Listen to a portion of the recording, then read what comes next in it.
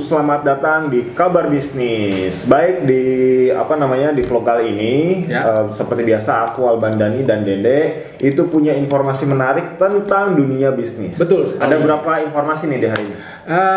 Informasinya ada sekitar 8 loh. Oke, ada 8-nya. Banyak yang pasti menarik nih. Menarik banget. Jadi ini dari IDN Times ini menceritakan 8 cerita bisnis yang laris manis di tengah pandemi.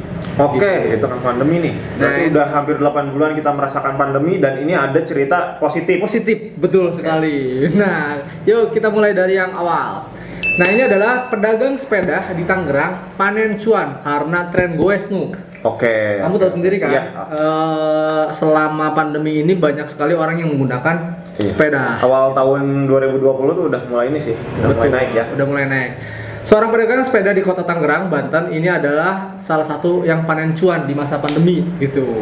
Namanya toko sepeda bersaudara di Jalan Kias Nawi, Pasar Anyar, Kota Tangerang. Salah satunya yang laris manis. Nah, selagi tren gini, terutama setelah Lebaran kemarin, penjualan meningkat 70%. Wow. Kata pemilik sepeda, kata pemilik toko sepeda si Helen Dimanto. Nah, setiap harinya rata-rata 17 sepeda terjual. Wah. Gila. Rata-rata per hari ya? Iya. Mantap. Dan harga sepeda yang dijual Helen bervariasi mulai dari 1,5 juta sampai 9 juta. Oke, 17 kali 1,5. Udah lebih dari 20 juta itu. Iya. Sehari udah. Omsetnya ya. Itu yang pertama, efek pandemi positif ya. Yang kedua, dulu event organizer, kini banting setir jualan sayur online. Oke, berarti dia tidak mau menyerah di kondisi pandemi, akhirnya pivot. Ya betul. Pivotnya jauh banget ya. Jauh banget, itu bukan pivot sih, lebih ke arah ganti bisnis gitu.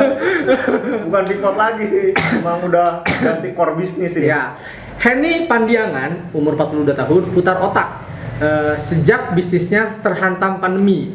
Nah, dia selama ini menjalani bisnis I.O. di Medan, Sumatera Utara. Namun, usaha miliknya benar-benar terpuruk karena penyelenggaraan event besar dilarang pemerintah untuk menekan penyebaran COVID-19.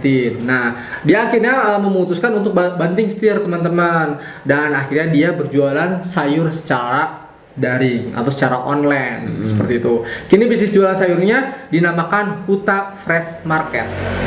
Dan yang mengagetkan adalah sudah menggait 382 pelanggan dan setiap harinya ada sekitar 40 pelanggan tetap yang melakukan pembelian. Itu yang tetap ya, apalagi yang nggak tetap ya mungkin bisa sampai ratusan. Iya. Waduh, mantap nih ya. Jadi memang harus kreatif ya di kala pandemi seperti ini. Betul bukan sekali. menyerah gitu ya. Bukan menyerah. Oke, yang ketiga ada datang dari clothing Big Boy Looks Good. Nah ini dia sangat jeli melihat peluang merambah produksi masker kain. Nah, jeli melihat peluang di tengah pandemi COVID-19 juga membuat Denny Nugraha. Nah, ini ownernya Denny Nugraha, umur 41 tahun, mampu bertahan bahkan mengembangkan usahanya. Jadi selama ini dia dikenal dengan usahanya Big Boy Looks Good, clothing big size khusus cowok yang sudah punya pelanggan setia di Jakarta dan Bali. Jadi baju-baju gede nih. Iya, baju-baju gombrang ya. Gombrang gitu. Oh, XL size kesana lah gitu. Nah, yang harganya rata-rata 2 juta ya. Wow. Tapi Denny mengungkapkan bahwa pandemi ini menjadi tantangan tersendiri baginya agar bisa menyiasati income. Mungkin dia turun income-nya ya di Big Boy Looks Good ini. Dia pun memutuskan untuk menambah produk lain yang dibutuhkan dalam kondisi saat ini. Tak hanya produksi baju, kini dia pun membuat masker dan memang terbukti masker itu banyak sekali orang yang jual ya. Iya, betul. Oke, yang keempat, nah ini udah pernah dengar pasti bisnis apa? Pon-pon. Ini kalau nggak salah karena Pak Presiden ya ngomong pon-pon minum pon-pon dulu. Oh iya, wah itu juga salah satu kekuatan dari WOM ya, dari seorang presiden. Ya, jadi pon-pon kayak jahe dan sebagainya jadi laku di pasaran. Nah, seperti itu. Bisnis pon-pon diburu karena khasiatnya bagi imun tubuh. Nah, bisnis lain yang meroket di tengah pandemi adalah produk herbal, termasuk empon-empon. Nah, jenis herbal satu ini begitu diminati orang karena diyakini bisa meningkatkan imun tubuh utamanya di tengah pandemik Salah satu pengusaha di sektor ini adalah Supriyatin. Nah, saat virus corona merebak pertama kali di Indonesia, warga Boja, Kabupaten Kendal, Jawa Tengah itu mengaku seperti ketiban durian runtuh. Wow, jualan yang pon-pon tapi yang dibannya durian runtuh. Betapa tidak, sirup jahe gula aren yang sudah ia produksi sejak 6 tahun terakhir mendadak booming. Jika kondisi normal, ia hanya mendapat pesanan 500 sampai 1000 per bulan. Namun, kala pandemi jumlahnya meroket hingga bisa melayani 25.000. Oh, hampir 1000 per bulan berarti ya. 1000 botol per hari. Per hari. Hampir 1000 botol per hari. Yang tadinya 1000 botol per bulan, jadi 1000 botol per hari. Wow. Gila sih itu ya. Wow. Nah terus ada lagi, ini adalah gerakan di rumah aja membuat mebel pun menjadi bisnis menggiurkan. Wow, memang sih salah satu klien kita pun Hasin ya, bisnis mebel ya. Mebel, dia sangat laku mundar-mandir keluar kota gitu kan ya. Berdiam diri selama pandemik membuat orang menjadi asik mengotak-atik dekorasi rumah. Bisnis mebel pun kebanjiran orderan. Salah satu yang merasakan hal ini adalah desainer interior Mebel Fitriana dari Kota Solo, Jawa Tengah. Nah, Fitri mengaku penjualan mebel mengalami peningkatan hingga 20%. Oh, 20%. 20% itu 20% itu lumayan gede banget untuk mebel ya. Karena mebel kan harganya lumayan untuk mebel ya. Itu gitu. Biasanya ratusan ribu, paling murah sampai jutaan gitu.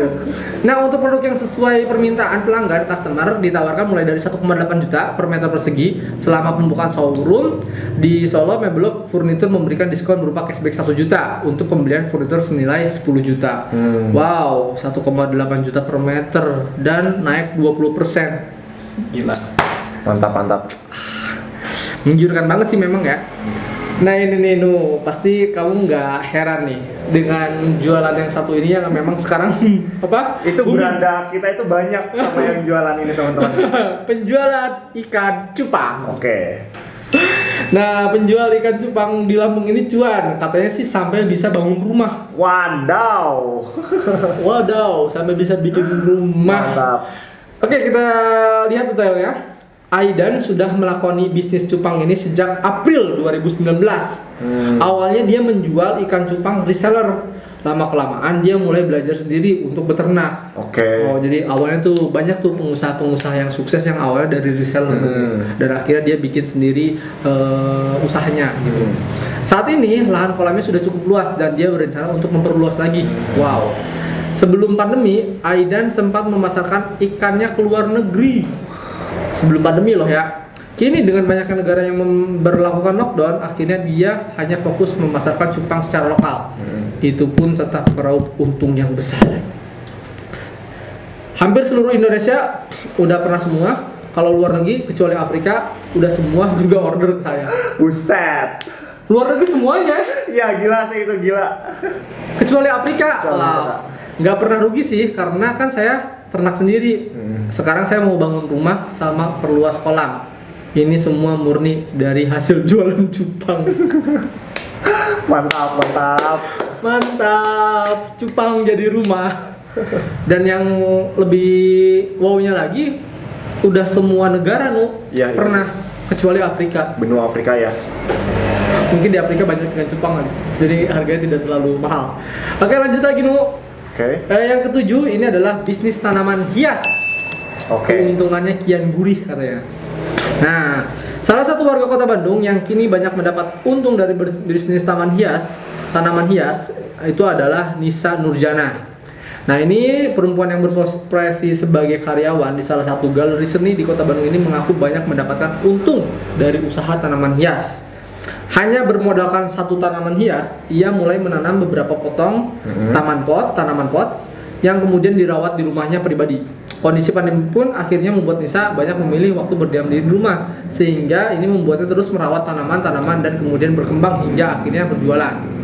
Nah ini nih katanya dilansir dari IDN Times, karena pandemi tanaman banyak, akhirnya tanaman itu diposting. Awalnya iseng dia posting di sosial media yang namanya Berakar. Sempat bikin YouTube juga seperti itu. Terus banyak yang tertarik.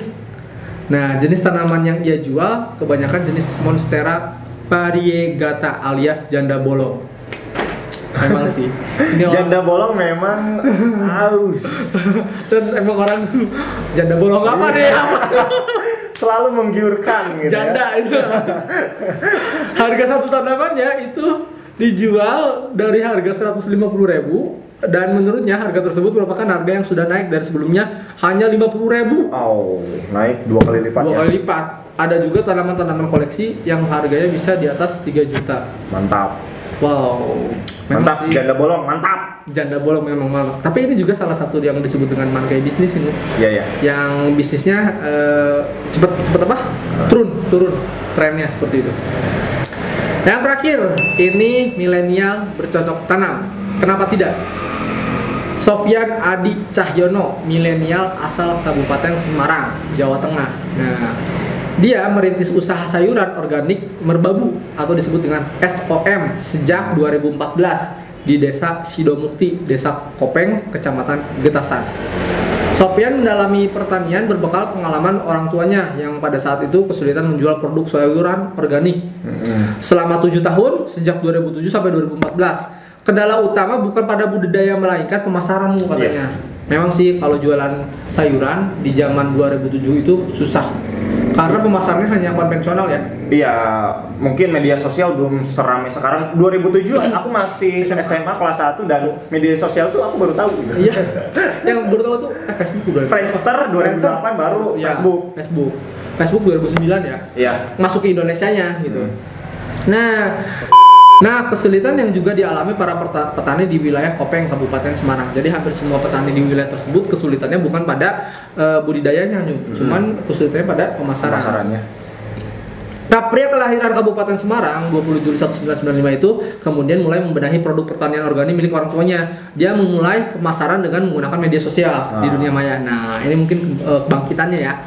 Dia meyakini bahwa petani yang melakukan pemasaran online, yakni memasarkan komoditasnya melalui media sosial, tidak harus bergantung kepada pasar konvensional. Terobosan tersebut membuahkan hasil. Pangsa pasar SOM tadi ya, sayur organik merbabu telah berkembang ke luar kota, bahkan luar pulau. Wow. SOM juga memiliki reseller dan agen-agen di beberapa daerah seperti Jakarta, Bogor, padahal Bogor banyak ini ya sayuran ya. Depok, Tangerang, Bekasi, Surabaya, Yogyakarta, dan Banjarbaru juga Kalimantan Selatan. Ini salah satu resellernya. Iya. Yang organik memang harganya mahal sih. Nah, ini yang mencegahkan itu. SOM menjual lebih dari 80 jenis sayuran. Wow. Yang baik yang umum maupun yang khusus dengan harga jual terjangkau untuk segmen menengah ke atas. Jadi segmennya itu dia menengah ke atas ya, bukan menengah ke bawah. Masa pandemi virus corona bahkan meningkatkan pembelian produk sayuran organik. Omset bulanan SOM rata-rata per bulan mencapai 300 juta. Oh. Mantap. Wow. Nah itu ya 8 informasi terkait dengan bisnis ya yang laris di tengah pandemi gitu. Padahal banyak orang yang berpikiran negatif terhadap pandemi. Ada yang bilang bulan tahun 2020 itu cuma ada Januari Februari, udah akhir tahun langsung. Januari Februari langsung ke akhir tahun. Langsung ke akhir tahun gitu. Tapi ternyata ada orang-orang yang melihat peluang di mana pandemi ini merupakan titik baliknya di dalam berwirausaha. Selalu ada hikmah sih. Gitu. Betul sekali. Oke, mudah-mudahan menginspirasi dan teman-teman dan kita semua pelaku usaha yang terkena dampak dari corona itu terlepas dan bisa bangkit kembali ya. Ya, amin seperti itu. Oke, thank you, sampai di sini aja vlog kita hari ini. Silahkan di like, di komen, di subscribe dan di share ke teman-teman. Sampai jumpa di vlog kita selanjutnya. Bye bye. Sip.